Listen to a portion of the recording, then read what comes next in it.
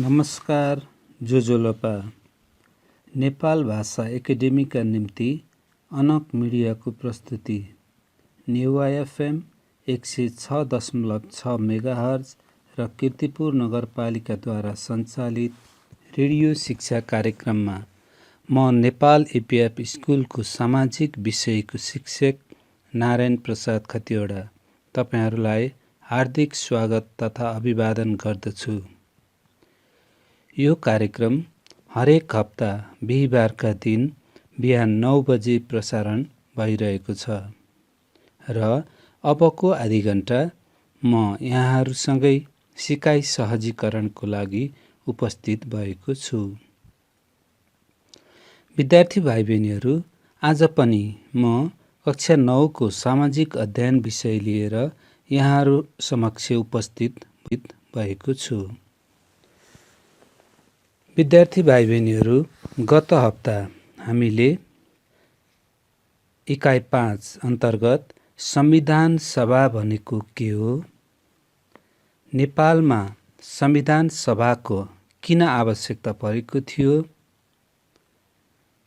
र संविधान सभाबाट निर्माण हुने संविधानप्रति किन बढी जनविश्वास हुन्छ र संविधान सभाको गठन के कसरी भयो भन्ने बारेमा अध्ययन गरेका थियौं र यसको साथै हामीले जम्मा 4 वटा मौलिक हकको बारेमा पनि अध्ययन गरेका थियौं भने अब आज हामी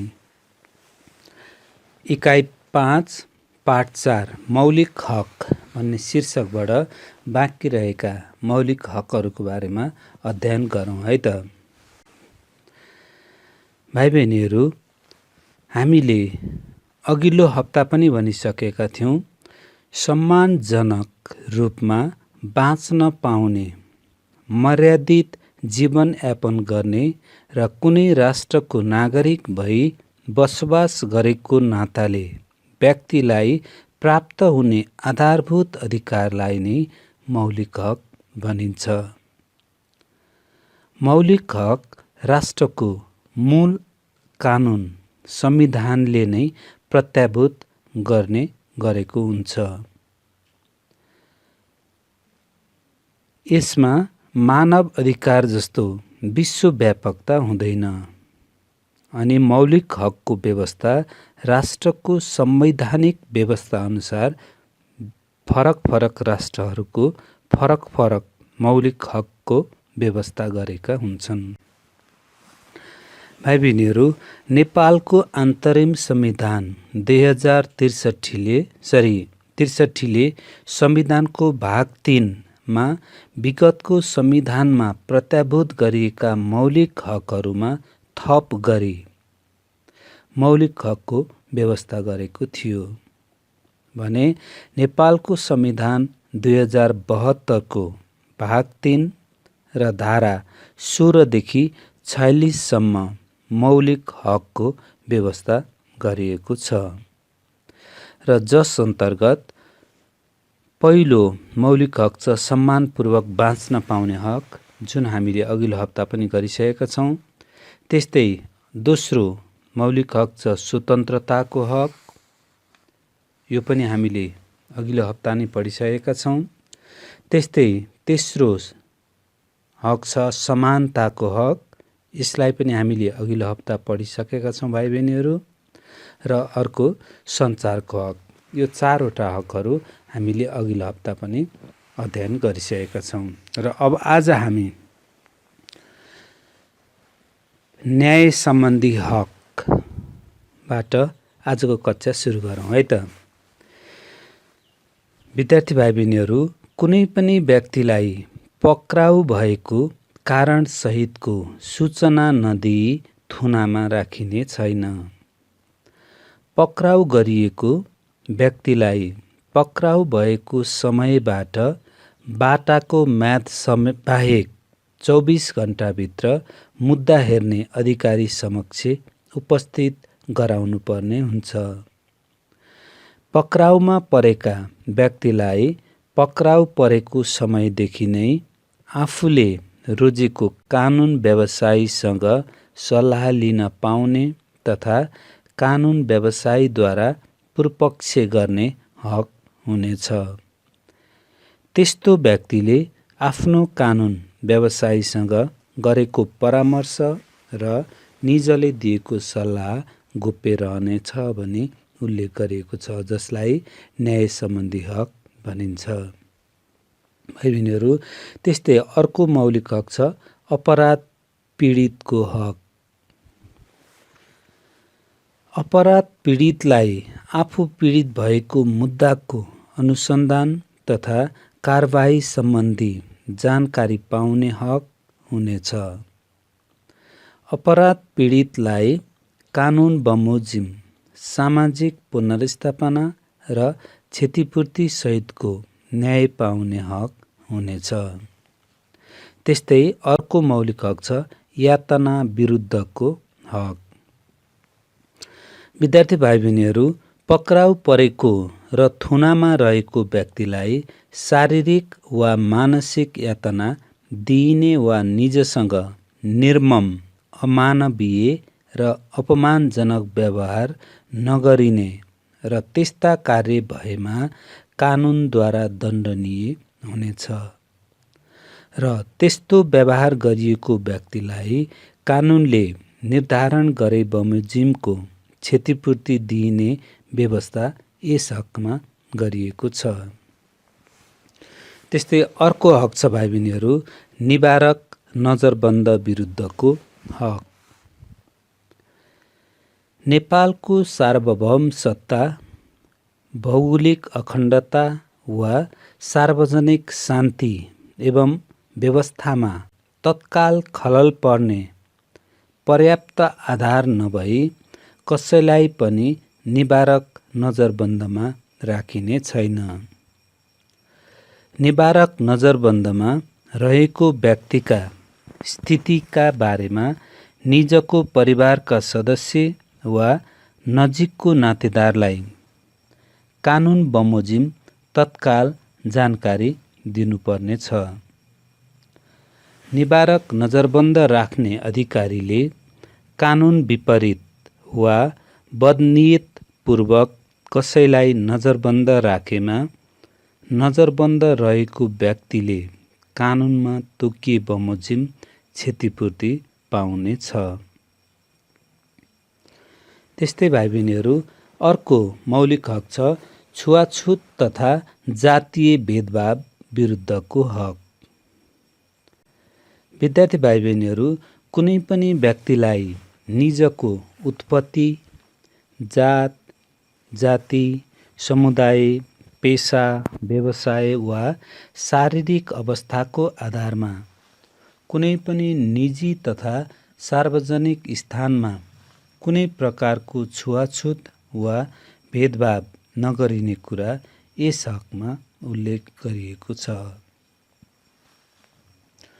कुनै वस्तु, सेवा वा सुविधा उत्पादन वा वितरण गर्दा त्यस्तो वस्तु, सेवा वा सुविधामा कुनै खास जात वा जातिको व्यक्तिलाई खरिद वा प्राप्त गर्नबाट रोक लगाइने वा त्यस्तो वस्तु, सेवा वा सुविधा कुनै खास जाति व्यक्तिलाई मात्र बिक्री, वितरण वा प्रदान नगरिने प्रावधान यस हक अन्तर्गत राखिएका छन्।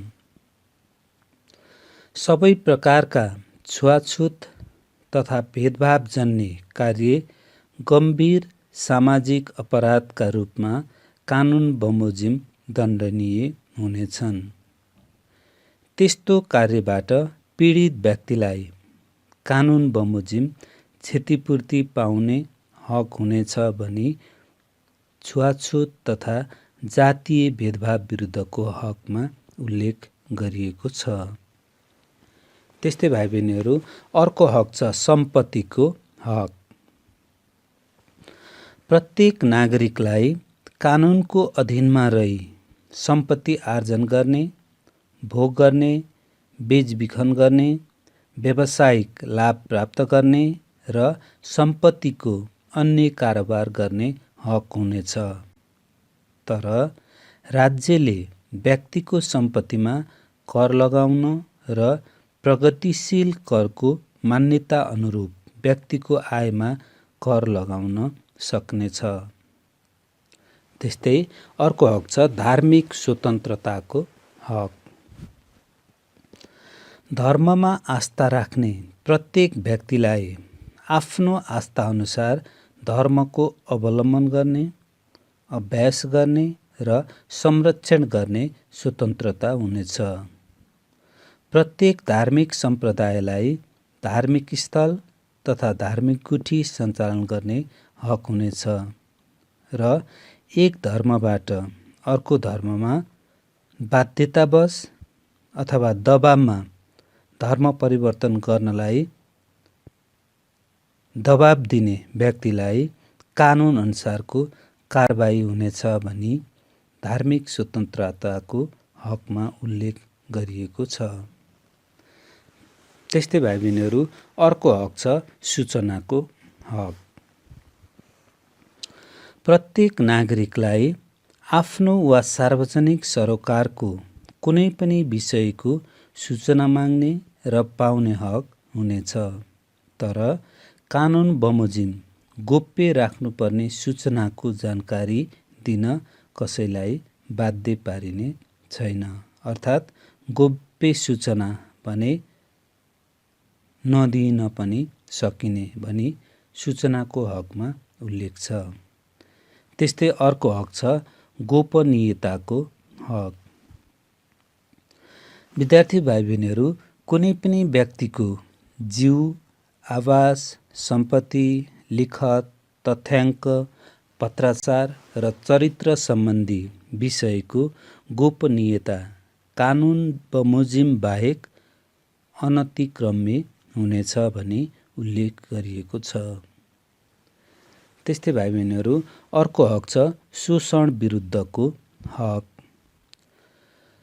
प्रत्येक व्यक्तिलाई शोषण विरुद्धको हक हुने र धर्म, प्रथा, परम्परा, संस्कार, प्रचलन वा अन्य कुनै आधारमा कुनै पनि व्यक्तिलाई कुनै किसिमले शोषण गर्न नपाइने कुरा यस हक अन्तर्गत राखिएका छन्। त्यस्तै कसैलाई पनि बेचबिखन गर्न, दास बनाउन वा बाधा बनाउन नपाइने कुरा र कसैलाई पनि निजको इच्छा विरुद्ध काममा लगाउन नपाइने प्रावधान यस हक अन्तर्गत राखिएको छ। त्यस्तै भाइ बहिनीहरू अर्को हक छ स्वच्छ वातावरणको हक। प्रत्येक नागरिकलाई स्वच्छ र स्वस्थ वातावरणमा बाँच्न पाउने हक हुनेछ भन्ने कुरालाई यस हकले प्रत्याभूत गरेको छ। वातावरणीय प्रदूषण वा ह्रासबाट हुने क्षति बापत पीडितलाई प्रदूषकबाट क्षतिपूर्ति पाउने हक पनि यस हक अन्तर्गत हुनेछ। त्यस्तै भाइ बहिनीहरू अर्को हक छ शिक्षा सम्बन्धी हक। प्रत्येक नागरिकलाई आधारभूत शिक्षामा पहुँचको हक हुनेछ। प्रत्येक नागरिकलाई राज्यबाट आधारभूत तहसम्मको शिक्षा अनिवार्य र निःशुल्क तथा माध्यमिक तहसम्मको शिक्षा निःशुल्क पाउने हक हुनेछ। अपाङ्गता भएका र आर्थिक रूपले विपन्न नागरिकलाई कानुन बमोजिम निःशुल्क उच्च शिक्षा पाउने हक हुनेछ। दृष्टिविहीन नागरिकलाई ब्रेल लिपि तथा बहिरा र स्वर वा बोलाइ सम्बन्धी अपाङ्गता भएकालाई साङ्केतिक भाषाको माध्यमबाट कानुन बमोजिम निःशुल्क शिक्षा पाउने हक हुनेछ भनेर संविधानमा उल्लेख गरिएको छ। नेपालमा बसोबास गर्ने प्रत्येक नेपाली समुदायलाई कानुन बमोजिम आफ्नो मातृभाषामा शिक्षा पाउने र त्यसका लागि विद्यालय तथा शैक्षिक संस्था खोल्ने र सञ्चालन गर्ने हक समेत हुनेछ भनी उल्लेख गरिएको छ। त्यस्तै भाइ बहिनीहरू अर्को हक छ भाषा तथा संस्कृतिको हक। प्रत्येक व्यक्ति वा समुदायलाई आफ्नो भाषा प्रयोग गर्ने हक हुनेछ। प्रत्येक व्यक्ति र समुदायलाई आफ्नो समुदायको सांस्कृतिक जीवनमा सहभागी हुन पाउने हक हुनेछ। नेपालमा बसोबास गर्ने प्रत्येक नेपाली समुदायलाई आफ्नो भाषा, लिपि, संस्कृति, सांस्कृतिक सभ्यता र सम्पदाको सम्वर्धन एवं संरक्षण गर्ने हक हुनेछ। त्यस्तै भाइ बहिनीहरू अर्को हक छ रोजगारीको हक। प्रत्येक नागरिकलाई रोजगारीको हक हुनेछ। रोजगारीको शर्त, अवस्था र बेरोजगार सहायता सङ्घीय कानुन बमोजिम हुनेछ। प्रत्येक नागरिकलाई रोजगारीको छनौट गर्न पाउने हक हुनेछ भनी उल्लेख गरिएको छ। त्यस्तै भाइ बहिनीहरू अर्को हक छ श्रमको हक। प्रत्येक श्रमिकलाई उचित श्रम अभ्यासको हक हुनेछ। प्रत्येक श्रमिकलाई उचित पारिश्रमिक, सुविधा तथा योगदानमा आधारित सामाजिक सुरक्षाको हक हुनेछ। प्रत्येक श्रमिकलाई कानुन बमोजिम ट्रेड युनियन खोल्ने र त्यसमा सहभागी हुने तथा सामूहिक सौदाबाजी गर्न पाउने हक हुनेछ भनी उल्लेख गरिएको छ। त्यस्तै भाइ बहिनीहरू अर्को मौलिक हक छ स्वास्थ्य सम्बन्धी हक। प्रत्येक नागरिकलाई राज्यबाट आधारभूत स्वास्थ्य सेवा निःशुल्क प्राप्त हुने हक हुनेछ। कसैलाई पनि आकस्मिक स्वास्थ्य सेवाबाट वञ्चित गरिने छैन र प्रत्येक व्यक्तिलाई आफ्नो स्वास्थ्य उपचारको सम्बन्धमा जानकारी पाउने हक हुनेछ। प्रत्येक नागरिकलाई स्वास्थ्य सेवामा समान पहुँचको हक हुनेछ अनि प्रत्येक नागरिकलाई स्वच्छ खानेपानी तथा सरसफाइमा पहुँचको हक हुनेछ भनी उल्लेख गरिएको छ। विद्यार्थी भाइ बहिनीहरू अर्को मौलिक हक छ खाद्य सम्बन्धी हक। प्रत्येक नागरिकलाई खाद्य सम्बन्धी हक हुनेछ। प्रत्येक नागरिकलाई खाद्य वस्तुको अभावमा जीवन जोखिममा पर्ने अवस्थाबाट सुरक्षित हुने हक हुनेछ अनि प्रत्येक नागरिकलाई कानुन बमोजिम खाद्य सम्प्रभुताको हक हुनेछ।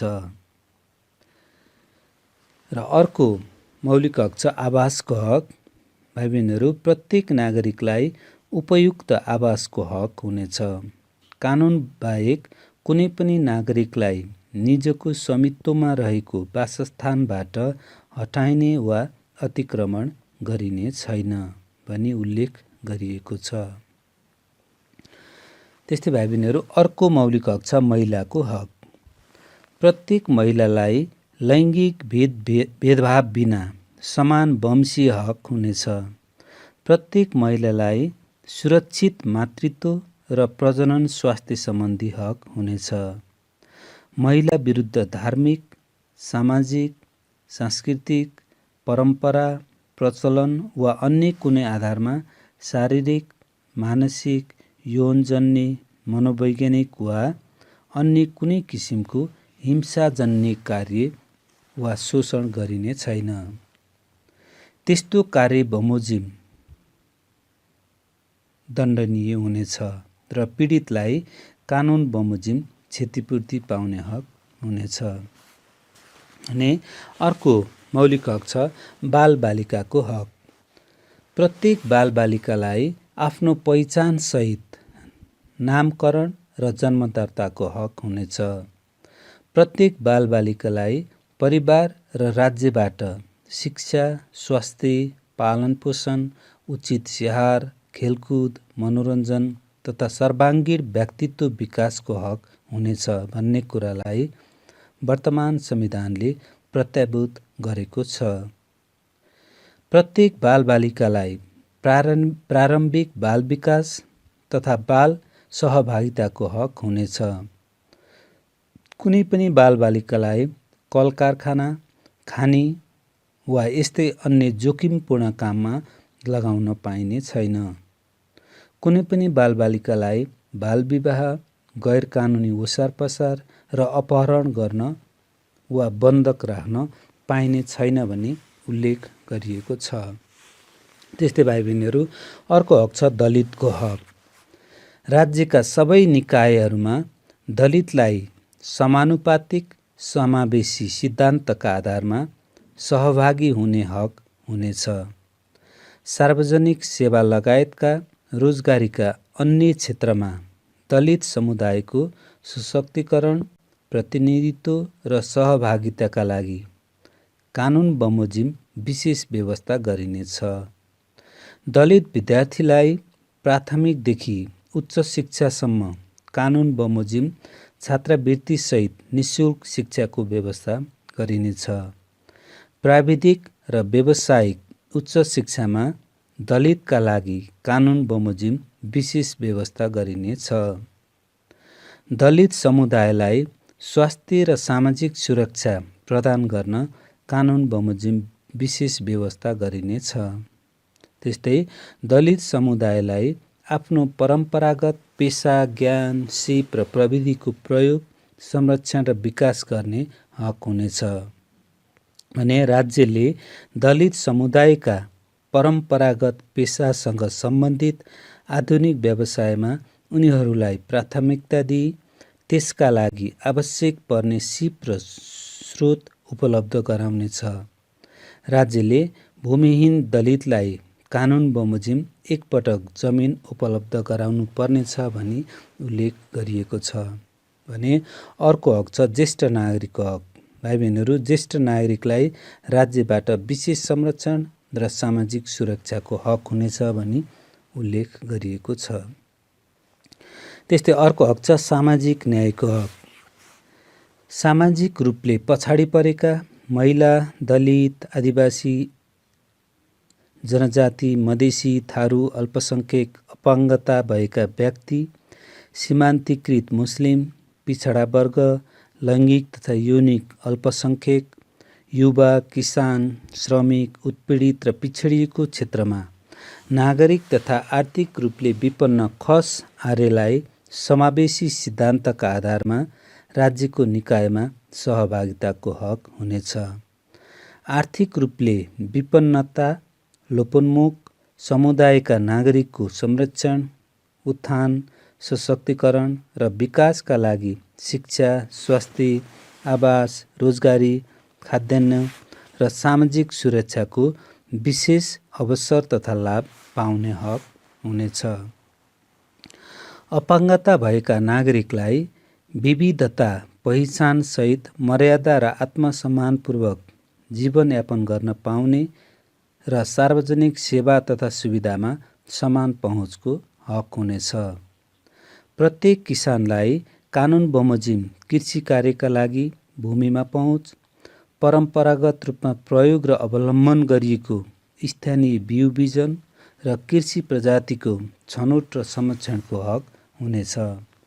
नेपालमा अग्रगामी लोकतान्त्रिक परिवर्तनका लागि भएका सबै जनआन्दोलन, सशस्त्र सङ्घर्ष र क्रान्तिका क्रममा जीवन उत्सर्ग गर्ने शहीदका परिवार, बेपत्ता पारिएका व्यक्तिका परिवार, लोकतन्त्रका योद्धा तथा द्वन्द्व पीडित, विस्थापित, अपाङ्गता भएका व्यक्ति, घाइते तथा पीडितलाई न्याय एवं उचित सम्मान सहित शिक्षा, स्वास्थ्य, रोजगारी, आवास, सामाजिक सुरक्षामा कानुन बमोजिम प्राथमिकताका साथ अवसर पाउने हक हुनेछ भनी उल्लेख गरिएको छ।